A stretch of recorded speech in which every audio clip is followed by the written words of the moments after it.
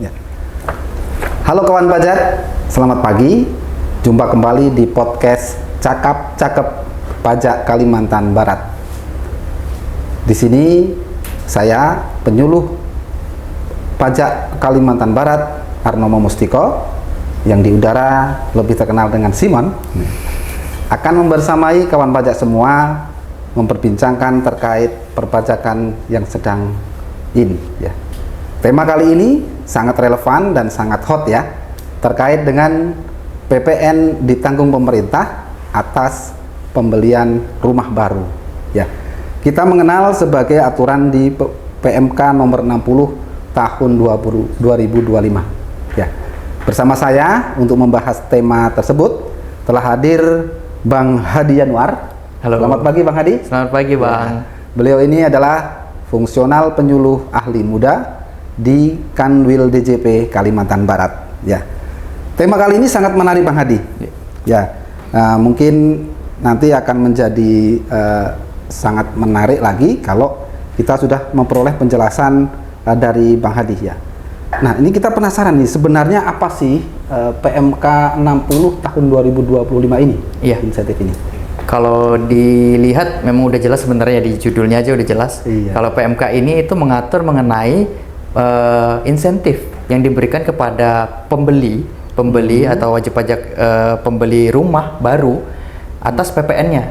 Jadi nanti PPN-nya itu akan free ataupun ditanggung oleh pemerintah, seperti itu, atas rumah baru yang dibeli oleh kawan pajak nantinya. Wah, ini berarti PPN-nya ditanggung oleh pemerintah, ya? Iya, ini sepenuhnya ditanggung oleh pemerintah. Nah, ini sangat menarik. Namun mungkin sebelum berlanjut nih, apa sih sebetulnya yang menjadi pertimbangan dari pemerintah mengeluarkan fasilitas ini? Oke, jadi memang kalau dilihat mungkin sekilas PPN-nya kok tebang pilih, yang bisa beli rumah itu kan bukan orang-orang kalangan bawah, ya. Mungkin pikirannya kelihatannya seperti itu. Tapi di balik itu sebenarnya ada deterrent effect atau multiplier efeknya di balik pembelian rumah tersebut. Karena pembelian rumah itu kan pasti ada bahan baku, ya. Oh ya, ada betul, semen, mungkin ada bajanya, ada cat dan segala macam. Itu kan semuanya kan ada industrinya. Toko bangunan, termasuk toko bangunannya. Toko bangunan bisa jadi UMKM. Industri-industri ini pasti punya karyawan. Nah, karyawan ini kan pasti untuk menghidupinya butuh ini, ya, semacam stimulus juga. Cuma kan kita nggak bisa juga selalu memberikan stimulus secara langsung. Makanya dengan pembelian rumah ini mereka otomatis akan mendapat stimulus nih. Termasuk juga misalnya ada para buruh pekerja harian untuk pembangunannya, tukang pekerjanya. Baik, ya, itu juga termasuk akan mendapatkan manfaat di sini. Jadi multiplier efeknya banyak banget untuk masyarakat semua kalangan di sini. Ya, termasuk otomatis juga si para developer rumah, ya, karena developer rumah akan menarik buat mereka.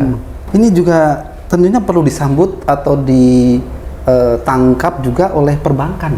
Oh iya, jelas, pastinya perbankan lebih menggairahkan ke sana juga. Iya. Baik, ini jadi bisa berbagai efek, ya, dan tinjauannya bisa ke berbagai arah. Baik, ini. Nah, ini membantu masyarakat punya rumah, ya, kemudian juga sekaligus menggerakkan perekonomian, ya, di sektor perumahan. Deterrent efek ini, ya. Nah, kemudian siapa sih yang bisa menikmati PPN DTP ini? Apakah semua orang atau ada syarat tertentunya? Oke. Jadi memang untuk menikmati PPN DTP ini berlaku untuk semua kalangan, ya. Ibaratnya semua warga Indonesia, kita warga negara Indonesia untuk memanfaatkan ini cukup membeli rumah di waktu yang sudah ditentukan. Nah, kemudian yang pastinya rumah ini harus rumah baru sesuai dengan aturannya. Ini harus rumah baru, tidak boleh rumah bekas ataupun rumah yang ahli kredit atau segala macam itu. Pokoknya rumahnya harus yang dari bangun baru, diserahkan pertama kali oleh developer ke customer. Itulah yang mendapatkan fasilitas. Pertama kali diserahkan oleh developer kepada pemilik. Betul sekali. Oke, baik. Jadi tadi sudah disepil terkait batasan waktunya. Betul. Nah, ini batasan waktunya untuk memanfaatkan tersebut, apa yang menentukan dan jangka waktunya seperti apa? Baik.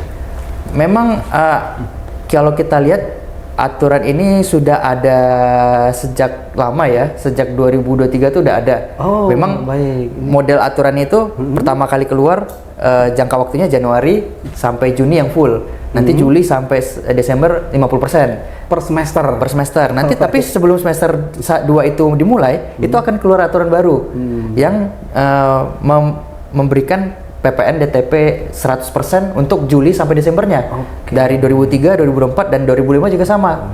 Awal tahun sudah keluar PMK 13 untuk Januari sampai Juni. Sekarang yang PMK 60 periodenya Juli sampai Desember 2025 ini. Jadi kalau kawan pajak beli rumah dimulai dari Juli sampai dengan Desember itu kalau ini ya, kalau sudah BAST ya, kalau sudah penyerahan. Betul, kalau sudah penyerahan dapat serah terima. Kalau sudah serah terima di periode tersebut, maka otomatis bisa berhak mendapatkan DTP ini gitu kan, walaupun ada syaratnya lebih lanjut nanti itu. Oh baik ya, ini perlu dicatat kawan pajak. Ada hal yang sangat krusial, di samping tadi adalah rumah baru, kemudian ternyata ada batasan periodenya ya, BAST tertanggal 1 Juli sampai dengan 31 Desember 2025. Nah, ini selain batasan periode, ada batasan lain Kak? Nominal atau harga misalnya? Oh iya, kalau untuk batasan harga sendiri, sebenarnya untuk rumahnya itu maksimal 5 miliar. Harganya, untuk harga rumahnya ya maksimal 5 miliar, tapi yang ditanggung pemerintah itu cuma 2 miliar. Oh, ini gimana Kak? Ya. Maksudnya mungkin perlu dijelaskan sekalian pakai contoh mungkin Kak. Oke, kita kasih contoh ekstrim ya. Boleh, kita boleh. kasih contoh ekstrim. Ada orang beli rumah harga 5 miliar pas nih. Oh 5 miliar ya, berarti kan maksudnya range untuk pembeliannya. Ya. Nah, dari 5 miliar itu PPN yang ditanggung pemerintah. Pemerintah. Iya, itu cuma bagian dari 2 miliar. Bagian 2 miliar. Jadi nanti bakalan ada kayak 2 invoice pajak lah, faktur pajak. Untuk bagian yang ditanggung pemerintah yang 2 miliar, yang 3 miliarnya itu nanti tetap ditanggung sendiri oleh pembeli. Cuma kan lumayan ya. Kalau 2M dikali 11% itu udah 220 juta. Iya. Wah, itu lumayan buat ngerenov rumah ya, sama ngisi-ngisi isi rumahnya gitu. Betul. Iya. Jadi sangat terlihat ya, nominalnya itu sangat sekali terlihat perbedaannya, dan tentu ini akan menjadi pendorong ya minat dari teman-teman kawan pajak semua ya. Nah, batasan tadi sudah kita sampaikan 5 miliar dan sudah tersepil ya. Ini bahwasannya kita prosedurnya itu ada menyangkut kewajiban dari pengembang ya. Betul. Ya, pengembang ini harus membuat faktur, dan tadi sudah disepil ini fakturnya berarti 2 ya. Betul sekali. Nah, kemudian ini apakah kemudian insentif ini juga bisa dinikmati oleh satu orang, kemudian atas beberapa rumah gitu? Oh iya. Jadi untuk aturan PMK 60 ini itu hanya untuk satu orang satu rumah. Tapi misalnya dia suami istri. Iya. Berarti kan si suaminya udah beli rumah pakai PMK 60. Si istrinya masih bisa. Oh, begitu. Ya, jadi memang per individu. Oh, iya. Per individu berhak menerima insentif ini. Tapi kalau untuk orang-orang yang misalnya dia punya uang banyak, wah dia mau beli 10 unit apartemen gitu kan. 10 unit apartemen nanti dia pakai fasilitas ini, yang akan dapat fasilitas ini cuma satu. Cuma satu. 9 itu tidak, kecuali misalnya di antara 9 yang dibelinya dia pakai PMK sebelumnya periodenya ya, dia belinya per periode tuh dari 2003 semester 1 semester 2. Nah itu mungkin dia bisa beberapa unit ya, karena memang PMK 60 ini terbatas di PMK 60 aja. Ketika dia sudah memanfaatkan misalnya PMK 13 tahun 2025 dia bisa lagi memanfaatkan PMK 60 dengan unit yang berbeda. Seperti itu. Unit berbeda, orangnya masih sama, jangka waktunya sesuai dengan ketentuan masing-masing. Betul sekali. Diperbolehkan. Betul sekali. Oke, baik. Nah, baik, ini kita kembali ke kewajiban dari pengembang ya. Ya. Ini mungkin dari penerbitan faktur itu biasanya sangat rigid ya. Dan ini mungkin bisa lebih didetailkan Kak. Fakturnya nanti harus mempunyai keterangan ataupun tanda referensi seperti apa?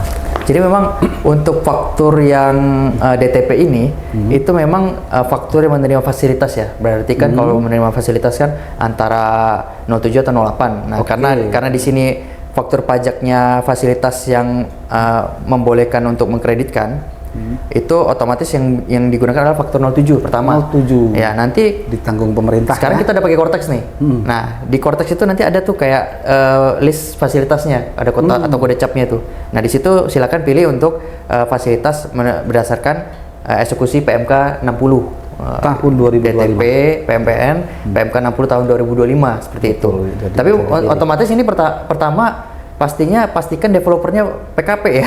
Kalau nggak PKP kan nggak ada PPN-nya gitu loh. Betul sekali. Nah, karena memang kadang-kadang mungkin di Kalimantan Barat ini ada beberapa developer yang belum PKP karena memang omsetnya atau penjualannya setahun belum sampai 4,8 miliar. Tapi kalau sudah PKP tadi dia faktur pajaknya menggunakan faktur pajak 07, terus capnya pakailah DTP PPN sesuai PMK 60 tahun 2025. Itu untuk bagian yang mendapatkan DTP. Semisal dia lebih dari 2 miliar, 2 miliar berarti sisanya yang sampai dengan maksimal total 5 miliar itu sisanya itu menggunakan faktur biasa. Baik ya, berarti Seperti itu. dalam satu transaksi dimungkinkan ada 2 Faktur, betul sekali. Iya. Dan saya dengar-dengar ada juga ketentuan yang mengikat kepada rumahnya. Oh iya. Ya bisa disampaikan tadi kepada pembeli sudah, ini kepada pengembangnya sudah, ini kepada rumahnya ini ada yang mengikat nggak Bang?